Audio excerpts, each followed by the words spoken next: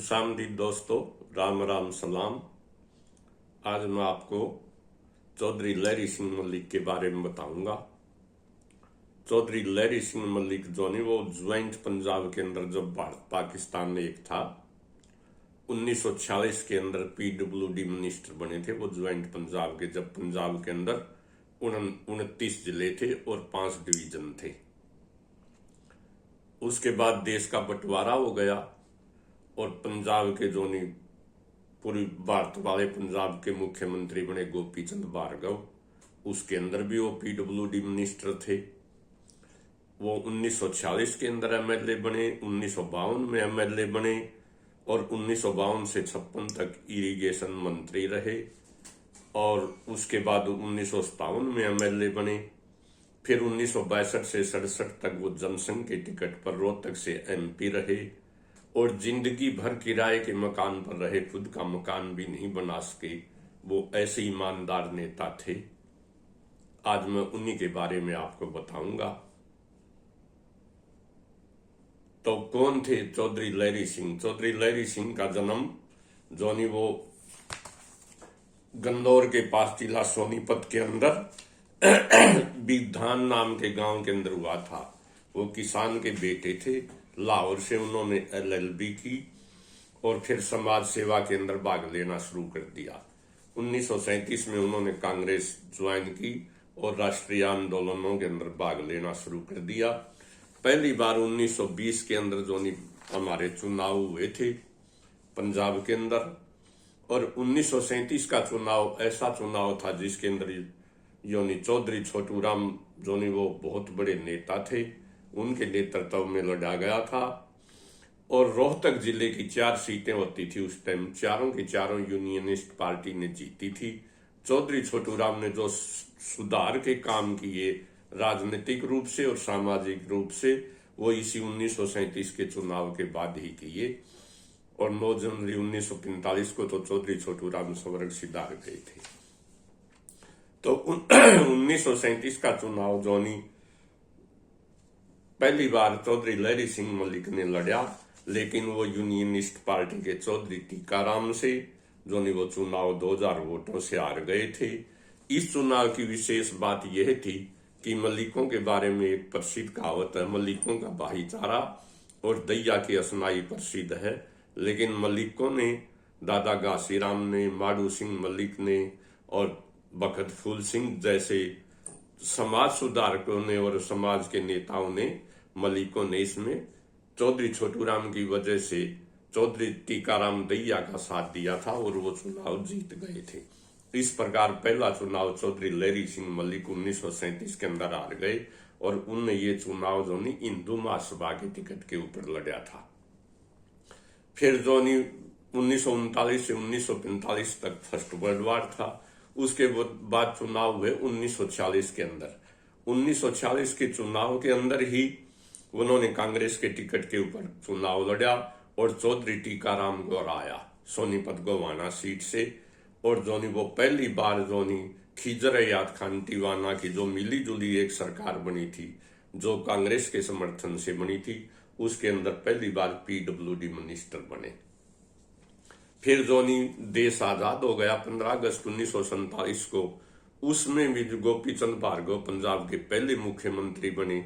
उसके अंदर भी वो 15 अगस्त 1947 से 31 दिसंबर 1947 तक पीडब्ल्यूडी मिनिस्टर थे। 1949 के अंदर भीमसेन सच्चर मुख्यमंत्री बने। वो भीमसेन सच्चर के अच्छे मित्र थे, इसलिए उनको फिर दोबारा मंत्री बना दिया गया। 1952 के अंदर चुनाव हुए। वो यूनियनिस्ट पार्टी के चौधरी चंद्रभान को हरा करके फिर एमएलए बने और 52 से 56 तक जो नहीं वो भीमसेन सच्चर के मंत्रिमंडल के अंदर इरिगेशन मंत्री रहे। इस समय उन्होंने बहुत ही ज्यादा जो नहीं हरियाणा क्षेत्र के लिए काम किया, नहरों का जाल बिछा दिया और उनका सबसे बड़ा जो काम था वो डाकुओं का सफाया था, क्योंकि चौधरी रिजक राम उनके मित्र थे और उनके मुंशी का उस समय डाकुओं को फरारी कहते थे, जो फरार हो जाते थे, पुलिस की पकड़ में नहीं आते थे।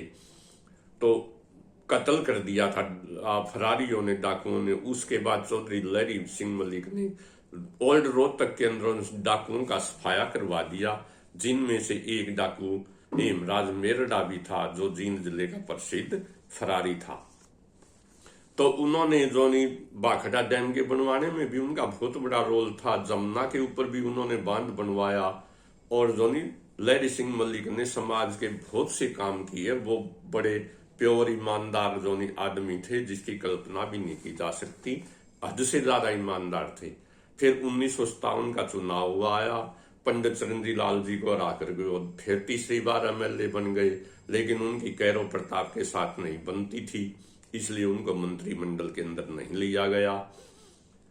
तंग आकर 1962 के अंदर उन्होंने जो कांग्रेस को छोड़ दिया और जनसंघ के टिकट के ऊपर रोहतक से एमपी का चुनाव लड़ा, और वो चौधरी रणबीर सिंह हुड्डा को हराकर 1962 के अंदर एमपी बने, और 1962 से 1967 तक एमपी रहे। नोट करने वाली बात यह है, वो जो हरियाणा बनाने के हक में थे, जबकि जनसंघ ये चाहती थी कि पंजाब ज्वाइंट रहे। इस बात पर डिफरेंसेस हो गए और उन्होंने जनसंघ से भी इस्तीफा दे दिया। जनसंघ वालों ने कहा कि फिर आप एमपी से भी इस्तीफा दे दो, तो इस पर चौधरी लहरी सिंह जी ने जवाब दिया कि उस समय जनसंघ का निशान दीपक होता था, दिया, कि आपका तो केवल दिया था, इसमें तेल और बाती तो मेरा था, यानी निशान आपका था लेकिन वोट मेरे थे। तो चौधरी वो बड़े ही ईमानदार और समाज सुधारक आदमी थे, लोगों से बड़े मिलने जुलने वाले, बड़े मिलनसार और बड़े नरम स्वभाव के आदमी थे। 1967 के बाद उन्होंने कभी चुनाव नहीं लड़ा, और वो ताउम्र जो नहीं इतने ईमानदार थे, किराए के मकान के अंदर रहे। उनका भतीजा राजेंद्र सिंह मलिक जो था, वो 1967 में एमएलए बना, फिर 1968 के अंदर बना। कुछ दिनों तक चौधरी बंसीलाल के मंत्रिमंडल में मंत्री भी रहा।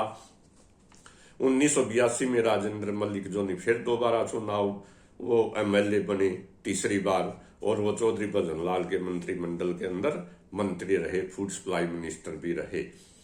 उसके बाद उनका बेटा जितेंद्र मलिक जो ने 2000 के अंदर, सन 2000 के अंदर सोनीपत जिले से अकेले कांग्रेस के एमएलए बने थे। फिर 2005 में एमएलए बने। 2009 के अंदर जितेंद्र मलिक सोनीपत लोकसभा से जो नहीं कांग्रेस के एमपी भी बने। तो ये था उनका वो चौधरी लहरी सिंह मलिक जो नहीं, वो आज के राजनेताओं को उनसे शिक्षा लेनी चाहिए। वो कितने वो अच्छे आदमी थे और उन्होंने क्या क्या समाज के लिए काम किए। तो उनके काम आज भी लोग जो नहीं डाकुओं के सफाई के लिए, नहरों के पानी के लिए और उनकी ईमानदारी के लिए उन्हें आज भी याद किया जाता है। तो ऐसे थे चौधरी लहरी सिंह मलिक। लेकिन 3 अक्टूबर 1981 को वो इस फानी दुनिया को छोड़कर चले गए, और हम आज भी उनको याद करते हैं, और वो आज भी हमारे प्रेरणा स्रोत हैं। तो ये थी भाइयों मोटी मोटी बातें चौधरी लहरी सिंह मलिक के बारे में। अगर आपको ज्यादा जानना है तो आपको उनकी जीवनी पढ़नी पड़ेगी, और किताबों में ही है ज्ञान। ये वीडियो तो केवल हम अपने आने वाली पीढ़ियों के लिए थोड़ा बस डायरेक्शन देते हैं। असली चीज तो पढ़ाई है भैया, आपको पढ़ना पड़ेगा। तो ये थी चौधरी लहरी सिंह मलिक के बारे में मोटी मोटी बातें। अगर आपको ये वीडियो पसंद आई हो तो इसे लाइक करना, शेयर करना, चैनल को सब्सक्राइब करना। Thank you very much.